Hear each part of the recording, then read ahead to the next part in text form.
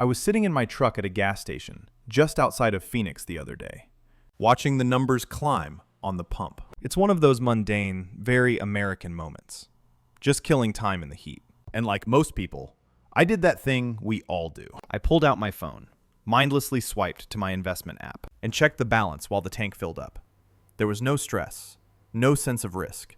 It was just a mechanical habit, like checking the score of a ball game. The numbers were there, the green was green, and everything felt functional. But as I sat there, listening to the click of the fuel nozzle, I realized I've been living with this invisible assumption for years. When I look at those digits on the screen, I never actually think about the process of getting back the thing I'm supposed to be holding. It's not even about being confident in the market. It's that I had never even bothered to ask them. Question. I just had this quiet, unconscious belief that the exit door is always unlocked. That anything digital can be swapped back for something real. Anytime. Instantly. And then it hits you. I was scrolling through the fine print on a monthly statement later that night. The kind of stuff nobody actually reads. And a tiny line of text caught my eye. It wasn't about a drop in price or some bad economic news. It was just a small note about processing windows and subject to availability regarding physical delivery. It was a weird, jarring moment. I didn't fully understand the legal jargon, but the feeling was clear. Oh, so it's not always right now. It made me wonder, and I'm just thinking out loud here. If it's just me asking for my stuff, it's fine. The system can handle one guy in a truck. But what happens if 1,000 people or 1,000,000 people all decide at the exact same time that they want to trade their digital promises for something they can actually put their hands on? See, here's the part nobody tells you. The modern financial world is built on the delay of that very question. Everything works beautifully. The gears turn perfectly, and the facade holds, right up until the moment people stop assuming. My name is Mark, and I spend way too much time thinking about these invisible milestones, the moments where the math stops being an abstraction and starts being a reality. We've spent decades obsessing over how high the price can go, but I think we're moving into a world where that's the wrong thing to watch. Because what happens when access matters more than price? After I asked myself that question, what happens when access matters more than price? Something shifted. I stopped opening the app to check the tickers, and then it hits you. Checking the price is just a way to feel like you're in control. It's a comfort thing. We look at a flickering green or red number because it's easy, it's visible, and it gives us the illusion that we know exactly where we stand. But price is just the end result. It's the final score of a game that was played hours or days ago. It tells you nothing about the process. I realized I had spent years staring at the scoreboard while ignoring the fact that the players were starting to look exhausted. I began to look for the things that don't have a chart. I started looking for the friction. I think about price like a thermometer. If you hold a thermometer up, it'll give you a number. Maybe it says 102 degrees.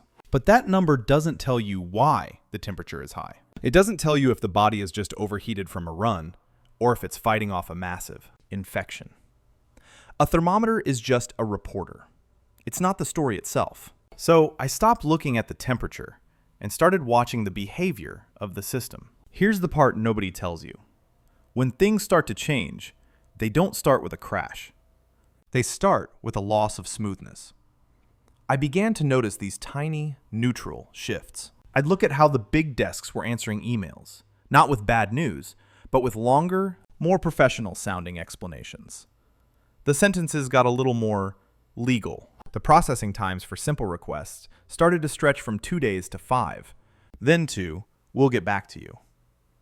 Nobody was saying there was a problem. On the surface, the price was still fine. The thermometer looked normal. But the machinery was losing its rhythm. It's like hearing a faint, rhythmic clicking in your car engine. The car is still moving at 60 miles per hour. The dashboard says everything is fine. But you know the soul of the machine is reacting to something you can't see yet. This is where things get uncomfortable. We are taught to wait for the price to tell us when to be worried. But by the time the thermometer shows the fever, the body has been fighting for a long time. I realized I was watching a system that was perfectly priced, but increasingly stuck. I started asking myself a question that felt a little bit like a betrayal of everything I had learned about investing. If access suddenly matters more than price, who was this system actually designed to serve? Think about the architecture of a high-end hotel or a massive theater. The lobby is beautiful. The entrances are wide, welcoming, and polished. The whole place is optimized for people to flow in, find their seats, and eventually flow back out through the same doors. The system is designed for the transaction, the movement of money, the swapping of rights, the settlement of a trade. But it wasn't built for the people who want to stay. Here's the part nobody tells you. The modern market is optimized for the person who wants to buy something today and sell it for a profit tomorrow. It is not optimized for the person who says, I don't want the credit. I want the thing. I want the actual physical weight of what I've paid for. Most of the people in the room aren't even looking at the assets. They are exchanging promises. They are trading the right to a value. And as long as everyone just wants to trade those rights back and forth, the architecture holds up perfectly. But the moment you stop wanting the promise and start demanding the delivery, you realize you're trying to walk through a door that was never meant to be opened. It's not a conspiracy. It's just how the building was designed. And that's when you start to notice the friction. I want to be clear about this. I'm not talking about a panic. I'm not talking about some dramatic collapse or a scandal you'd see on the evening news. This is much quieter than that. I've been watching the way the system is breathing lately, and it feels tight. You start to see the delivery windows for physical assets stretching out. It used to be 48 hours. Now it's, we'll update you when the shipment clears. You see those little phrases like subject to availability start to appear more frequently. The terms of service. Even the premiums, that extra bit you pay over the official price, they don't spike. They just creep. A few cents here, a percentage point there. This is where things get uncomfortable because nothing is technically wrong. There's no fraud. No one is stealing your money. It's just that the gears are starting to grind. The emails from the big desks are still polite, still professional, but they're becoming less specific. They use more words to say less. It reminds me of that heavy, static feeling in the air right before a massive summer storm hits the plains. The wind hasn't picked up yet. There are no sirens. The birds have just stopped singing. Everything is eerily still. No one is screaming. But if you're paying attention, you can feel the atmospheric pressure changing. You know the environment you're standing in is no longer the same one you were in 10 minutes ago. The system is still functioning, but it's losing its give. It's becoming brittle. And in a world built on the assumption of infinite liquidity, brittleness is the one thing the math can't account for. I started looking at liquidity differently. We're taught in school that liquidity is a feature of the market, like the resolution on a TV screen. You just assume it's always there. But I realized that liquidity isn't a feature. It's a condition. It's like the tide or the lights on a stage. When the lights are on, you can see every corner of the room. You can move freely, and everything feels infinite. But the light isn't a permanent part of the room. It's a state that depends on the power staying on. The trap isn't that the door is suddenly locked. The trap is the 20 years you spent believing the door was wide enough for everyone to walk through it once. It's a quiet, heavy realization. You start to see that the smoothness of our financial life isn't a right we're born with. It's a temporary agreement. And agreements can change. And strangely, once I understood that, I didn't get more anxious. I didn't start hovering over the sell button or checking the headlines every 10 minutes. Actually, I've never been calm because when you finally see the architecture for what it is, you stop asking the same tired questions everyone else is shouting about. You stop asking, what is the price going to do tomorrow? Or is the market going up or down?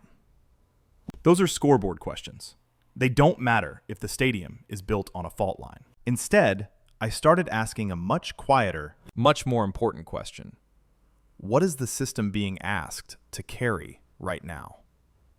See, most people are looking at the speed of the car. I'm looking at the suspension.